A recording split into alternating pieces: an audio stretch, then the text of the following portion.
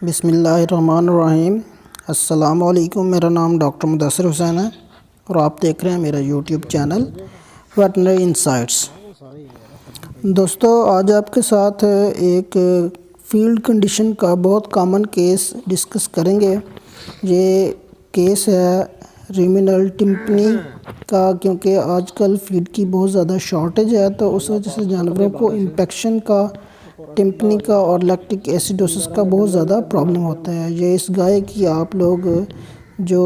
बाईं कोख है वो देख रहे हैं, वो फूली हुई है। इसका ओजर बहुत ज़्यादा गैस बनने की वजह से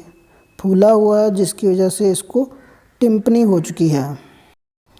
इस टिम्पनी का फार्मर ने ख़ुद से भी देसी नुस्ख़ों के साथ भी ट्रीटमेंट किया, लेकिन कोई अफाका नहीं हुआ। उसके बाद इस जानवर को कैल्कोरेक्स और मेडियोरल के जो इंजेक्शन है वो भी ओरली पिलाए गए। उसको जो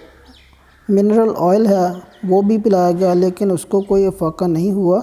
तो बाद में फिर इस जानवर को हमने स्टोमिक ट्यूब पास की, और जैसे ही हमने इसको स्टोमिक ट्यूब पास की तो इसकी जो सारी की सारी गैस थी वो स्टोमिक ट्यूब के ज़रिए से बाहर खारिज हो गई और जानवर की टिम्पनी फौरी तौर पर रिमूव हो गई। क्योंकि आजकल ये जून का महीना है और ड्राफ्ट सीज़न चल रहा है, जिसकी वजह से जानवरों को सब्ज़ चारा मुयस्सर नहीं है, और जो स्टोमिक के ख़ास तौर पर जो ओजर के मसाइल हैं वो बहुत ज़्यादा कॉमन हैं। तो इस चीज़ को कंपनसेट करने के लिए जो ड्राफ्ट सीज़न है, फार्मर हज़रात जानवरों को दलिया, आटा और वंडा वगैरह जो है उसका गुतावा करते हैं, तो जिसकी वजह से जानवर को इन्फेक्शन होने के और एसिडोसिस होने के बहुत ज़्यादा चांसेस होते हैं। तो जब इस फार्मर से डिटेल में हमने हिस्ट्री ली तो उसने हमें बताया कि इसको सब्ज़ चारा बहुत कम डालते हैं, और इस जानवर को जो व्हीट स्ट्रा है, तूड़ी के साथ जो आटा और दलिया वगैरह इसका गुतावा किया जाता है, जिसकी वजह से जानवर को रिमिनल एसिडोसिस होने का ख़दशा होता है। क्योंकि जानवर आम हालात में इस चीज़ को अडॉप्टेड नहीं होता और उसका जो स्टमक है वो इस चीज़ के लिए तैयार नहीं होता, जिसकी वजह से फिर जानवर का ओजर ये एसिडोसिस होने की वजह से उसकी हरकत कम हो जाती है और उसको टिम्पनी होना स्टार्ट हो जाती है। स्टार्ट में जो इस तरह के केसेस होते हैं उनको टिम्पनी का ही इशू होता है, जो टिम्पनी बार बार हो जाती है, और जानवर के ओजर में ख़ास तौर पर जो बाईं जानिब की साइड है वहाँ पर बहुत ज़्यादा गैस जमा हो जाती है। और ये स्टार्ट के जो केसेस होते हैं उनमें ऐसा होता है, जो केसेस लिंगर ऑन करते हैं, उनकी ट्रीटमेंट ठीक से नहीं होती, तो बाद में वो फिर लैक्टिक एसिडोसिस की तरफ केस चला जाता है और उसमें फोम डेवलप होना शुरू हो जाती है। स्टोमिक ट्यूब पास करने के साथ ही इस जानवर की टिम्पनी तो रिमूव हो गई थी, क्योंकि इस जानवर का जो मालिक, ये आप लोग देख रहे हैं वीडियो में भी, इससे जब हमने इस जानवर की फीडिंग के बारे में सारी इन्फॉर्मेशन ली तो उसने हमें बताया कि इसको हम हाई कार्बोहाइड्रेट डाइट जो है वो भी दे रहे हैं, तो पॉसिबल है कि इसको एसिडोसिस का प्रॉब्लम भी स्टार्ट हुआ था। तो क्योंकि जब एसिडोसिस होती है, लैक्टिक एसिडोसिस होती है, तो जानवर के ओजर की हरकत कम हो जाती है, और हाई कार्बोहाइड्रेट की जो फर्मेंटेशन होती है तो VFAs पैदा होते हैं, जिनमें लैक्टिक एसिड की ज़्यादा कंसंट्रेशन पैदा होती है, और उसकी वजह से जानवर के जो ओजर की pH है वो तेज़ाबी हो जाती है। एसिडिक pH होने की वजह से उसकी मोटिलिटी कम हो जाती है, ओजर हाइपोमोटाइल हो जाता है, और उसके अंदर जो मटेरियल पड़ा है वो टॉक्सिक होना शुरू हो जाता है। तो हमने फिर इसका जो डाइजेस्टा पड़ा हुआ था उसको विदड्रा करने का सोचा। और ये आप लोग वीडियो में भी देख सकते हैं क्योंकि ये वीडियो थोड़ा सा जब बनाई गई है तो उस वक्त अंधेरा हो चुका था और मौसम भी शदीद ख़राब था और साथ में बारिश भी हो रही थी, तो इसलिए ये वीडियो की जो फुटेज है वो बहुत ज़्यादा क्लियर नहीं है। लेकिन आप लोग देख सकते हैं कि जो मटेरियल विद ड्रा हो रहा है, बाहर निकल रहा है, वो थोड़ा सा तेज़ाबियत रखता है, वो हल्की हल्की फोमिंग बाहर आकर बना रहा है। तो इससे साबित होता है कि जो स्टमक है इसकी पीएच नीचे आ चुकी है, जिसकी वजह से उसको हाइपोमोटिलिटी हो गई है और उसकी जो गैस का इखराज है वो इरेक्टेशन नहीं हो रही, जिसकी वजह से जानवर को टिम्पनी और ब्लोट का प्रॉब्लम स्टार्ट हो रहा है।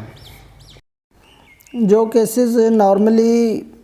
आप लोगों की जो ओरल मेडिकेशन है, मिसाल के तौर पर जो सोडा बाइकार्ब देते हैं और कैल्कोरेक्स वगैरह यूज़ करते हैं,